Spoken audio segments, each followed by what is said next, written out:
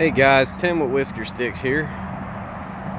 Ended up discovering something interesting. I know I said I'd go live again, but there was nothing to catch, so I didn't go live. But I wanted to record this to show you guys something here.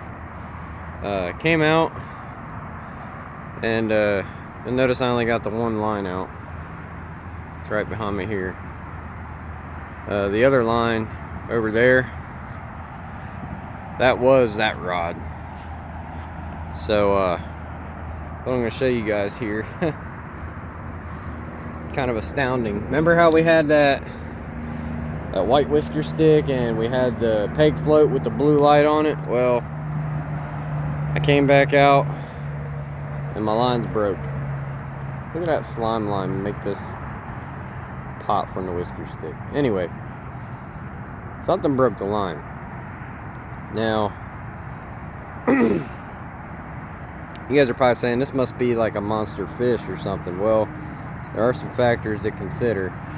The line did break at the main line and not the leader. The leader's 25 pounds, so it, in theory, should have broke at the leader. But this was, I believe, a tension issue. When I went to go check my reel, the line was buried down into the spool, and I had to pull a lot of it back out. So it's looking like we had a huge fight on our hands that we didn't get to see.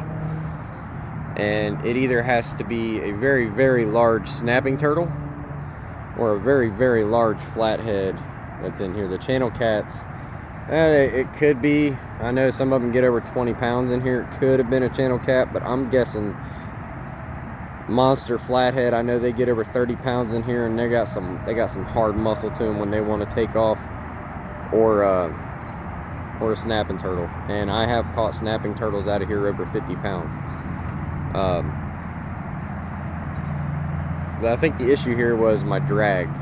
I didn't have my drag loose enough, and it couldn't withstand the tension of the line. Slime line has a very high breaking strength, and I had the drag all the way tight, I believe, last time I checked on my Abu Garcia 6500 C3s.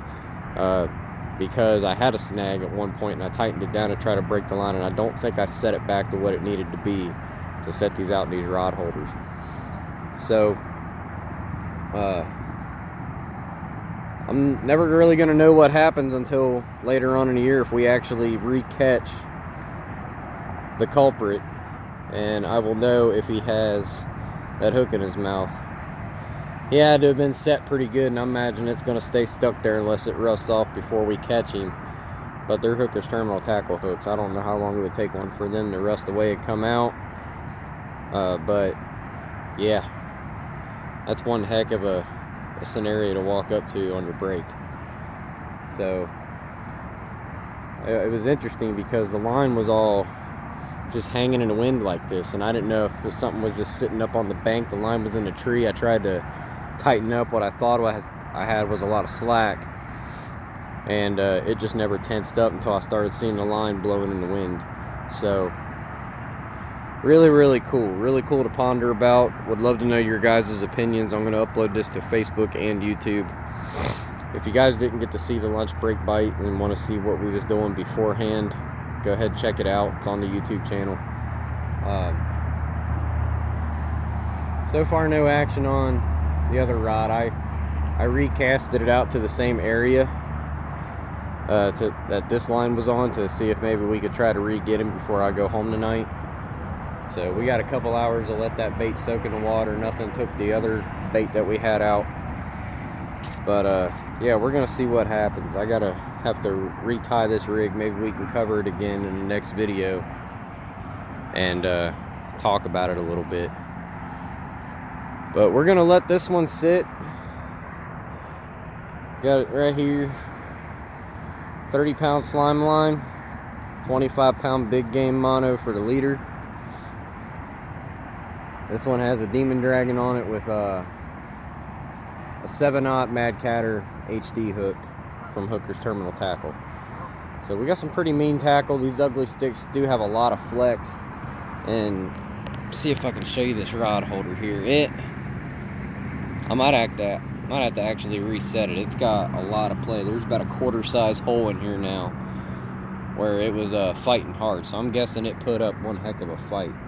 I'm actually going to reset this over a few inches into some new mud.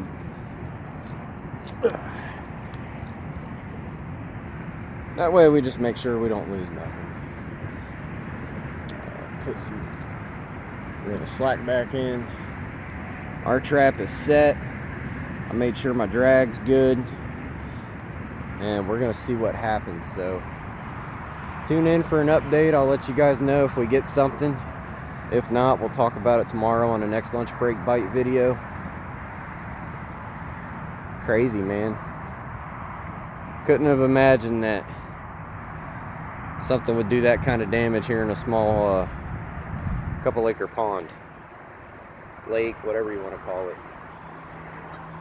There are big monster flatheads in here, and there's big monster channel cats, and there are huge snapping turtles. Like I said, they've got over, I've caught them over 50 pounds. Sewer lid size shells. Humongous turtles. So there's some big mean ones in here. I highly doubt a carp took it. There are monster carp in here too, but carp don't normally go after big chunks of cut bait.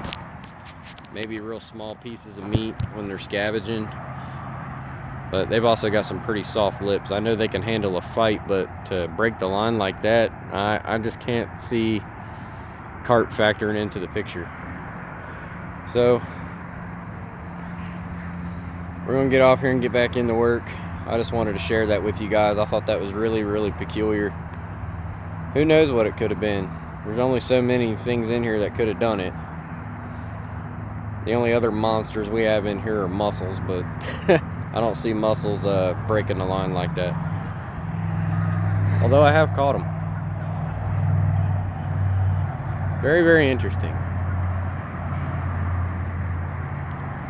But that does leave some things to question. It would seem that whisker sticks do help attract things to the line, because we did have the light on the peg float. It was a blue light. And I think it just boiled down to me having my drag too tight and not double checking my gear before I walked away from it. So lesson learned, makes you a better angler. And hopefully we can re-catch him, because I have had that happen. I've came out on one break, lost a fish, had the line broke, came out on a lunch break, hooked into another fish, and he had two hooks in his mouth, and one had some broken line on it. So I have caught the culprit before. So I got my hook back on a couple of times last summer. Maybe we'll get lucky and do it again. If I start reeling in a fish here and we see a blue light swimming around as we're bringing it in, we know we got him. So tune in. We'll see what happens. Thanks for watching. Have a good one.